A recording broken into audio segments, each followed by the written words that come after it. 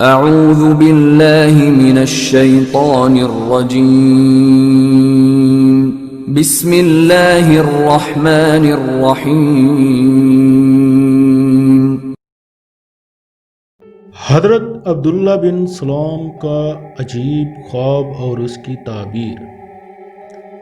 حضرت قیس بن عبادہ رحمۃ اللہ تعالی فرماتے ہیں کہ میں مسجد نبوی میں تھا، ایک شخص آیا جس کا چہرہ خدا ترس تھا۔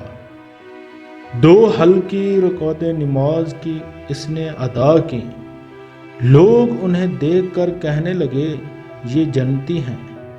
جب وہ باہر نکلے تو میں بھی ان کے پیچھے گیا، باتیں کرنے لگا۔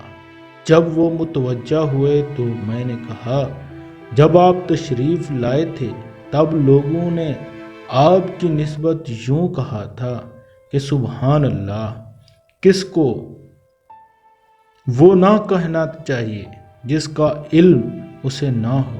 ہاں البتہ اتنی بات تو ہے کہ میں حضور صلی اللہ علیہ وآلہ وسلم کی موجودگی میں ایک خواب دیکھا کہ گویا میں ایک لہلہاتے ہوئے سرسبز گلشن میں ہوں، اس کے درمیان ایک لوہے کا ستون جو زمین سے آسمان تک چلا گیا ہے، اس کی چوٹی پر ایک گڑھا ہے۔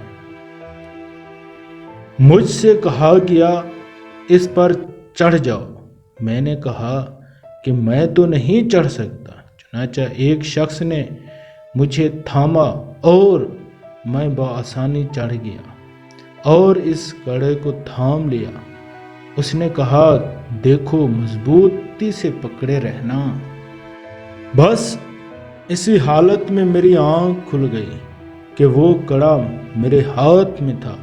میں حضور صلی اللہ علیہ وآلہ وسلم سے اپنا یہ خواب بیان کیا تو آپ صلی اللہ علیہ وآلہ وسلم نے فرمایا گلشن باغ اسلام ہے کہ ستون ستون دین ہے اور کڑائے راہ تو کی ہے، تو مرتے دم تک اسلام پر قائم رہے گا۔ یہ شخص عبداللہ بن سلام رضی اللہ تعالی عنہ ہیں۔ یہ حدیث بخاری و مسلم دونوں میں مروی ہے۔ اللہ اکبر۔